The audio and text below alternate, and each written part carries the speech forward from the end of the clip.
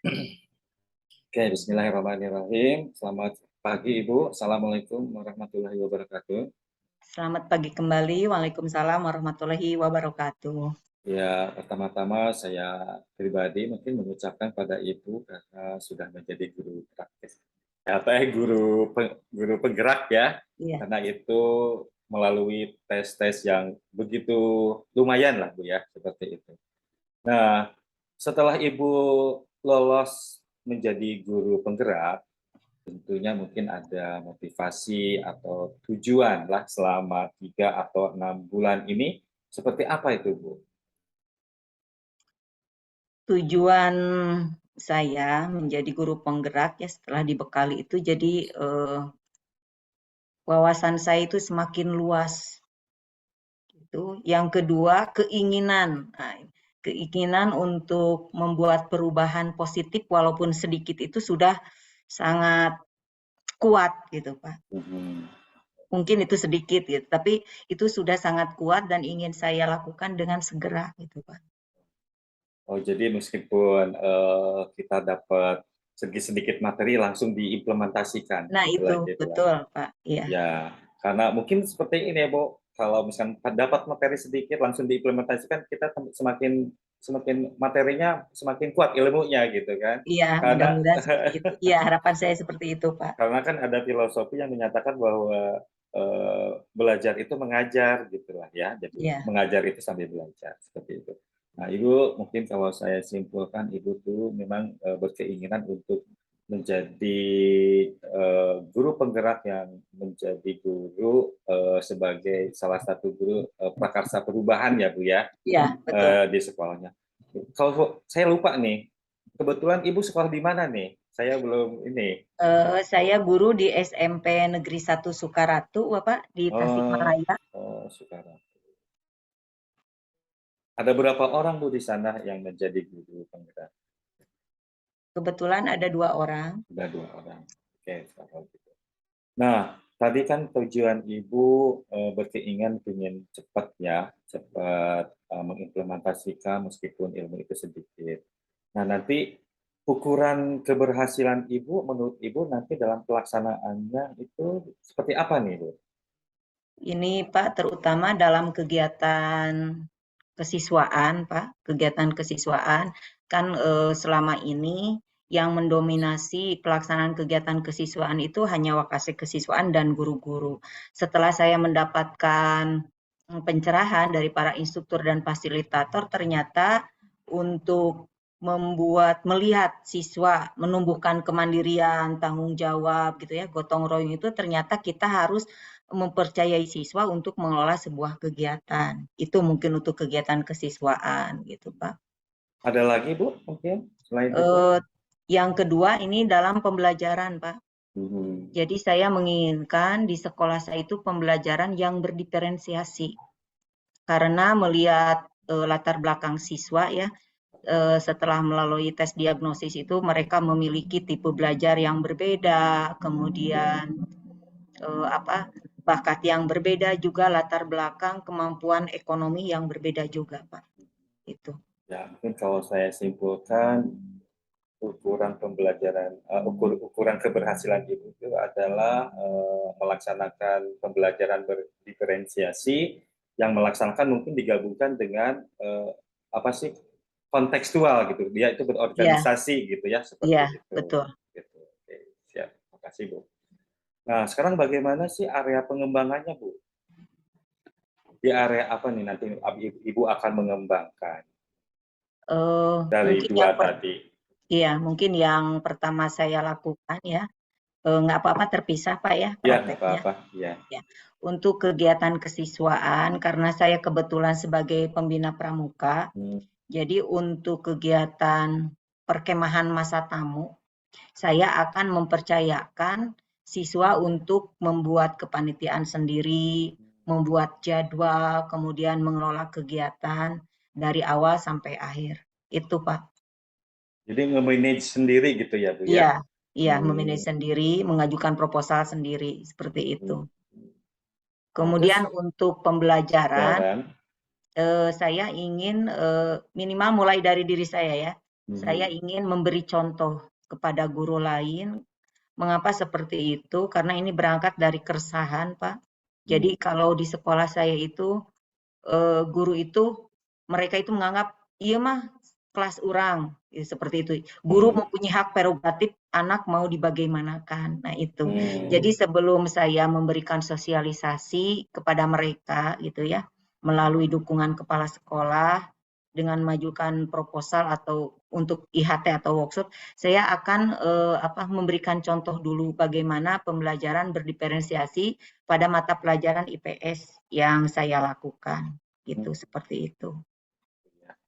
Nah, Ibu kalau misalkan dalam pembinaan kepramukaan seperti ini sama dengan itu ya, berhubungan dengan IPS ya itu. Kalau itu berhubungan banget gitulah ya kalau Iya, betul. kepramukaan gitu ya. Iya. Nah, itu apa tuh nanti yang akan dilaksanakan seperti apa itu? Disambungkan dengan pembelajaran berdiferensiasi gitu. Ibu mengajar IPS, terus Ibu juga sebagai pembina pramuka. Gitu. Iya. Nah, Nah, untuk pembelajaran IPS karena ini Pak kegiatan itu kan sebenarnya tidak bisa dihubungkan, cuman memang nilai-nilai atau karakter yang dibentuk bisa gitu ya, bisa mhm, di mhm. pembelajaran IPS, kemudian bisa di kegiatan pramuka tersebut gitu. Nah, ukuran keberhasilan saya menurut saya pada pembelajaran berdiferensiasi bila guru lain mengikuti, Pak. Hmm. Mengikuti pembelajaran berdiferensiasi seperti yang saya Ibu lakukan. lakukan. Ya, minimal sesama guru IPS dulu Ya gitu. itu satu Sehingga MGMT ya kita Bu. kuat. Iya, Hmm. sehingga Ya. kita kuat gitu. Jadi menurut saya keberhasilan saya tidak tidak dulu ke skup yang sangat luas, jadi minimal di MGMPS gitu. Minimal di sesama guru IPS ini mempraktekkan pembelajaran diferensiasi gitu. Jadi Ibu berstruktur banget ya dari awal Ibu punya ilmu sedikit, ingin langsung ingin Iya, diimplementasikan. Terus ini juga nanti ukuran keberhasilannya akan dilaksanakan hanya pada ruang lingkup yang kecil dulu gitu kecil seperti itu dulu. ya.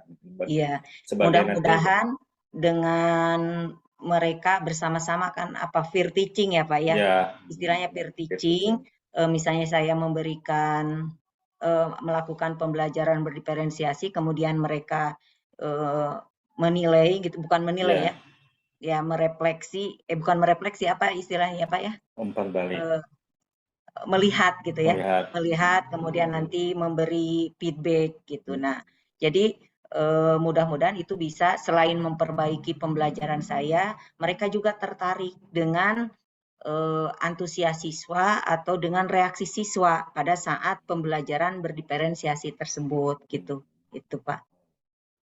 Nah, Bu, kan pembelajaran berdiferensiasi itu kan memang pembelajaran yang agak-agak sulit gitulah ya kitanya karena kan banyak bahan yang harus digunakan seperti apa. Nah, berarti dukungan-dukungan apa sih biar itu terlaksana gitu loh, Bu?